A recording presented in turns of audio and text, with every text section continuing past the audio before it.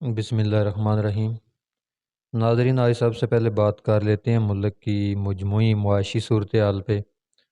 کافی دنوں سے آپ خبریں سن رہے ہوں گے کہ ملک جو ہے وہ ڈیفالٹ کرنے کے قریب ہے، یا ڈیفالٹ کر چکا ہے، یا کب ڈیفالٹ کر جائے گا۔ پہلی تو بات یہ ہے کہ یہ کوئی اچھی خبر نہیں، چاہے کسی بندے کا تعلق پی ٹی آئی سے ہے، نون لیگ سے ہے، ایرا غیرہ کسی بھی دوسری جماعت سے ہے، تو یہ سب کے لیے ایک بری خبر ہے، اور ہمیں سب کو اس پہ تشویش ہے، اور ہم یہ چاہتے ہیں کہ ایسا وقت نہ آئے کہ ہم جو ہے وہ بالکل کریش کر جائیں یا ڈیفالٹ کر جائیں، کیونکہ ہم ایک اٹامک پاور ہیں، اور جب ایک ملک ڈیفالٹ کر جاتا ہے تو پھر اس کے جو اثاثے ہیں وہ اس کے ہاتھوں میں نہیں رہتے۔ تو پہلی بات تو یہ ہے کہ سب لوگ اس کے لیے جو دعا کریں کہ اللہ تعالیٰ ہمیں ایسی نوبت سے بچائے، محفوظ رکھے، اور یہ پاکستان ہمارے بچوں کے مستقبل کے لیے سیف اور محفوظ ملک بنے۔ جہاں تک معاشی صورتحال ہے، خاصی گمبھیر ہے اور خاصی کٹھن ہے۔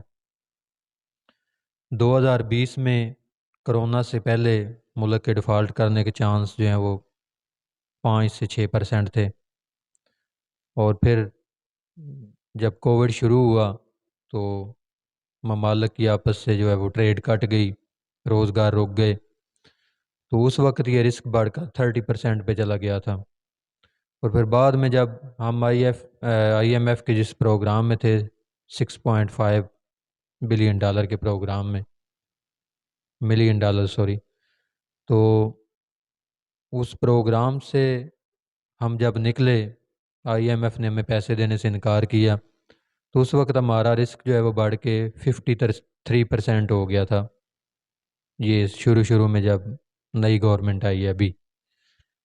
تو آج کی جو خبریں ہیں وہ بہت سیڈ ہیں اس حوالے سے کہ پاکستان کے ڈیفالٹ کرنے کا رسک جو ہے وہ 92.53، یعنی 92.53% جو ہے وہ پاکستان کے ڈیفالٹ کا رسک بڑھ چکا ہے۔ تو یہ ایک بہت تشویشناک بات ہے ہم سب کے لیے، ہمارے اداروں کے لیے، ہماری جوڈیشلی کے لیے،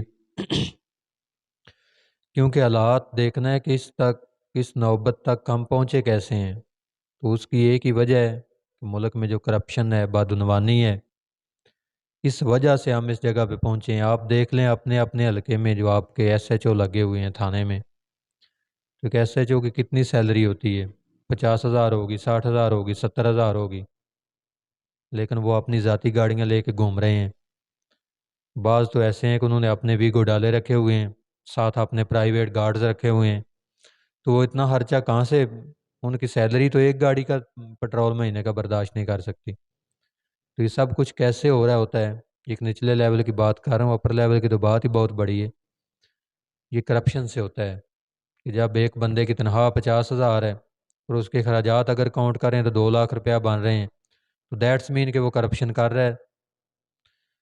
تو اس طرح ہمارے ملک کو تباہ کیا جا رہا ہے۔ یہ میں نے ایک نچلے لیول کی مثال دی ہے، اگر آپ اوپر جائیں بیوروکریسی پہ، یا مطلب ہے جو 20-22 گریڈ کے لوگ ہیں، تو وہاں اربوں خربوں میں کرپشن ہے۔ تو اسی وجہ سے یہ ملک نہیں چلتا۔ ادروائز آپ دیکھیں، آپ ایک گاڑی جو آپ دنیا کے کسی اور ملک میں ہیں، اسٹیبلش کنٹریز میں، تو وہاں سے پہ جو آپ کو گاڑی جو ہے وہ 2-4 لاکھ روپے میں، پاکستانی 2-4 لاکھ روپے میں ایک اچھی گاڑی مل جاتی ہے۔ 2010 ماڈل، 11 ماڈل، 12 ماڈل، 7-8 ماڈل سے لے کے صاف ستھری کنڈیشن کی گاڑی پاکستانی تقریباً 4 سے 5 لاکھ روپے میں آپ کو مل جاتی ہے۔ تو ہمارے یہاں اس لیول کی جو گاڑی ہے اس کی قیمت اگر آپ پتہ کریں، جو 2010 اور 2012 سے اوپر، یا 2008 سے لے کر 2012 تک، تو وہ جو اچھی گاڑی ہے وہ آپ کو کہیں کروڑ کے قریب قریب ملے گی۔ تو دیکھنے کی بات ہے کہ اتنا زیادہ ٹیکس اگر آپ لے رہے ہیں، ٹیکس ڈیوٹی گاڑیوں پہ، دنیا میں جس گاڑی کی قیمت 10 لاکھ روپے ہے، ہمارے یہاں 1 کروڑ روپے ہے، تو وہ پیسہ سارا کدھر جا رہا ہے؟ آپ بھی ڈیفالٹ کر رہے ہیں، ملک کی بنیادیں بھی بیٹھ گئی ہیں۔ ہم سے بھی مطلب ہے کوئی صاحب حیثیت بندہ بھی اب گاڑی نہیں خرید سکتا، جو گاڑیاں ہیں وہ 1 کروڑ سے نیچے کوئی گاڑی بھی نہیں ہے ابھی۔ جو گاڑیاں ہیں جو بیٹھنے کے قابل ہیں، اور دنیا میں آپ ابھی کسی ملک اور میں چلے جائیں تو وہی گاڑیاں جو ادھر سے 1 کروڑ کی مل رہی ہے ادھر سے 10-12 لاکھ 15 لاکھ پاکستانی میں مل جاتی ہے۔ تو سوچنے کی بات یہ ہے کہ اتنا زیادہ پیسہ آپ لے بھی رہے ہیں تو وہ کدھر جا رہا ہے؟ تو اس کا جواب کرپشن ہے، کہ وہ پیسہ کرپشن کی نظر ہو رہا ہے۔ میں ہوں، آپ ہیں، زید ہے، بکر ہے، مزدور ہے، کوئی بھی ہے جو 1,000 روپیہ روز کا خرچ کر رہا ہے، 200 روپیہ اس میں سے ٹیکس دے رہا ہے، وہ 200 روپیہ اس کا ٹیکس دیا وہ کدھر جا رہا ہے یہ نہیں پتا۔ یعنی دنیا میں مہنگی ترین امپورٹ ہمارے یہاں ہے، کوئی بھی چیز آپ امپورٹ کرتے ہیں تو اس کی قیمت اتنی نہیں ہے جتنی اس کے اوپر ڈیوٹی ہے گورنمنٹ لے رہی ہے۔ ابھی آپ آئل کی قیمتیں دیکھ لیں باہر کیا قیمت ہے، اور ہمارے یہاں کس قیمت میں مل رہا ہے؟ کیوں کہ اس پہ چارج کیا جا رہا ہے 100 روپیہ سے اوپر 1 لیٹر پیٹرول پہ آپ چارج کر رہے ہیں، لیکن پھر بھی آپ ڈوب رہے ہیں۔ یعنی اتنا پیسہ لینے کے باوجود، اتنا ٹیکس لینے کے باوجود پھر بھی آپ رسک پہ بیٹھے ہوئے ہیں، پھر بھی آپ ڈوب رہے ہیں، کنارے پہ ہیں۔ 92%، 53 کا کیا مطلب ہے؟ یو آر ڈیفالٹیڈ، کیا آپ ڈیفالٹ کر چکے ہیں؟ تو سوچنا یہ نہیں کہ ہمیں آئی ایم ایف قسط دے تو ہم ڈیفالٹ سے بچ جائیں گے، ہمیں ایشین بینک سے پیسے مل جائیں تو ہم ڈیفالٹ سے بچ جائیں گے۔ آج آپ ڈالر ریٹ دیکھیں 231 سے اوپر ہے، یورو دیکھ لیں 252 جو ابھی اس کا بائنگ ریٹ ہے وہ چل رہا ہے، یعنی 250 سے اوپر یورو ہے، 250 کے قریب ڈالر چلا گیا ہے۔ آپ کی کرنسی کی کیا ویلیو رہ گئی ہے؟ تو یہاں تک نوبت کیوں پہنچی ہے؟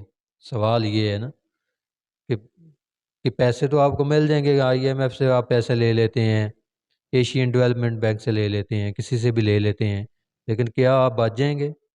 وہ پیسے بھی کتنا ٹائم آپ کا نکال جائیں گے؟ آپ 6 ماہ اور نکال لیں گے اور کیا ہوگا؟ پھر بھی آپ ڈیفالٹ رسک پہ ہی ہیں۔ تو آپ کو کنٹرول کرنا ہوگا ان چیزوں کو، اپنے ادارے جو ہیں وہ مضبوط ہونے چاہیے، اور ملک میں لا اینڈ آرڈر کی سچویشن جب تک آپ بیسٹ نہیں کریں گے، بہتر نہیں کریں گے، ملک سے کرپشن اور بدعنوانی کا خاتمہ نہیں ہوگا، تو آپ ایٹ اے ٹائم رسک پہ ہیں۔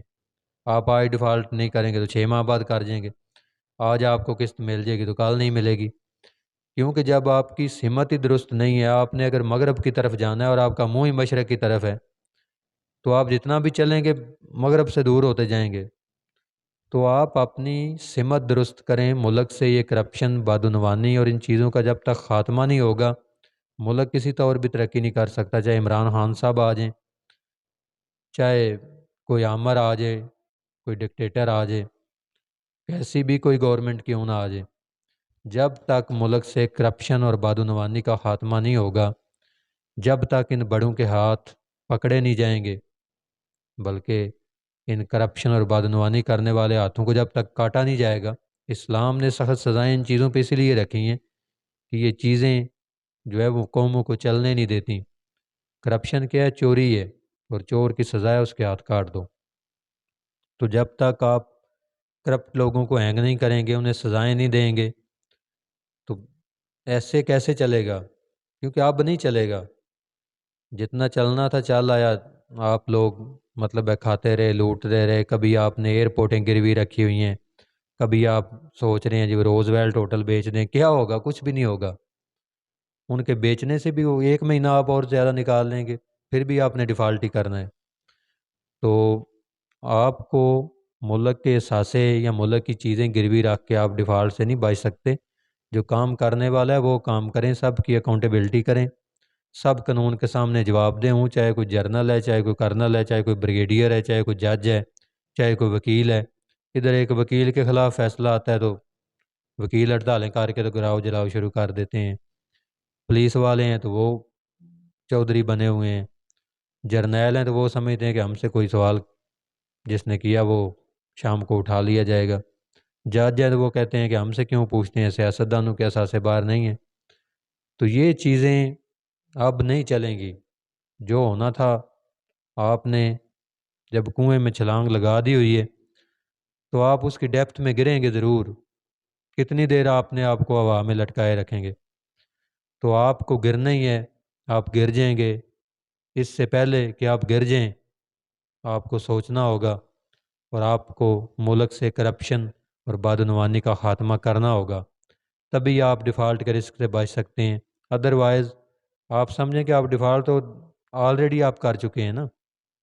جو $6 ارب آپ کے پاس پڑے ہوئے ہیں جن کی وجہ سے آپ نے ابھی ڈیفالٹ نہیں کیا، تو $6 ارب آپ کے اپنے نہیں ہیں، $3 ارب سعودیہ کے ہیں، 3 چائنا کے ہیں. آج وہ اپنے پیسے واپس اٹھائے تو یو آر ڈیفالٹڈ، آپ تو آلریڈی ڈیفالٹ کر چکے ہیں.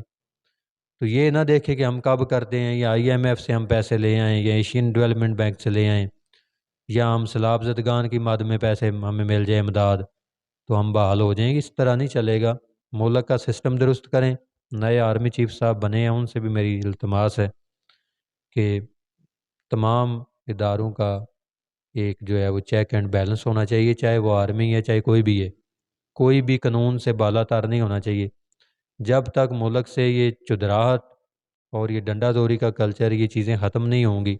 ملک کو 2 4 پراپرٹی والوں نے ہی ہائی جیک کیا ہوا ہے. DHA بن رہا ہے اور بیریا بن رہا ہے اور میٹرو بن رہا ہے، فلاں بن رہا ہے. تو یہ لوگ سارے لوگوں کا پیسہ، آدھے پاکستان کا پیسہ تو یہ اپنی جیبوں میں لے کر گھوم رہے ہیں. تو جب تک ملک سے کرپشن اور بدعنوانی کا خاتمہ نہیں ہوگا، آپ ڈیفالٹ رسک سے کبھی بھی نہیں نکل سکتے.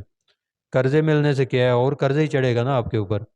پہلے جس کے اوپر $100 تھا اب $200 ہو جائے گا، اور قرضہ مل جائے گا تو کیا آپ کر لیں گے؟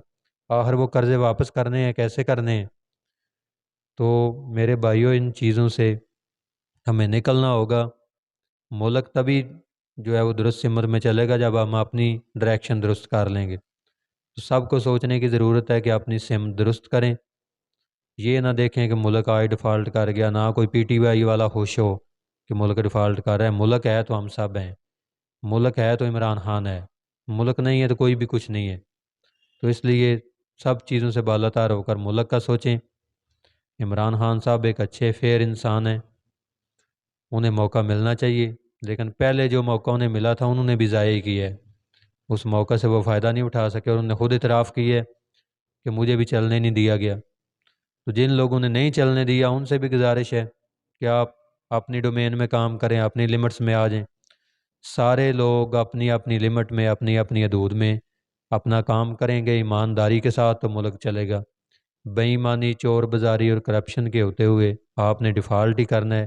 چاہے جتنے مرضی آپ لوگوں سے پیسے لے کر آ جائیں ادھار کے، وہ پیسے آپ نے سود کے ساتھ واپس لوٹانے ہیں. ابھی تو ہماری یہ پوزیشن بن گئی ہے کہ ہم کسی ملک کا دورہ کرنے کا سوچتے ہیں، وہ اگلا لیڈر جو ہے وہ اگلے ملک کے دورے کو نکلنے کا سوچ جاتا ہے کہ یہ آ رہے ہیں ہم سے مانگیں گے. کتنی شرمندگی کی بات ہے کہ جو بھی بندہ اوتھ لیتا ہے وہ سب سے پہلے پیسے مانگنے بھاگتا ہے. تو ہمیں شرم آنی چاہیے. کتنی رسوائی ہوتی ہے کسی سے 2 4 آنے مانگنے سے. تو برائے مہربانی تمام ادارے، تمام اسٹیک ہولڈرز مل کر ساتھ جوڑ کر بیٹھیں اور ملک کا کوئی نہ کوئی حال نکالیں. ملک سے معاشی عدم استحکام اس کو بھی ختم کریں، اور ملک سے سیاسی عدم استحکام کو بھی ختم کریں. جو بھی فیصلہ کرنا ہے کریں. الیکشن ہونے ہی ہے، چاہے 6 ماہ بعد ہوں چاہے 3 ماہ بعد ہوں، تو اس کا ایک ڈیسیجن لے لیں تاکہ ملک سے جو انسٹیبلٹی ہے وہ ختم ہو اور ملک اپنے پاؤں پہ کھڑا ہو سکے. والسلام علیکم ورحمۃ اللہ وبرکاتہ.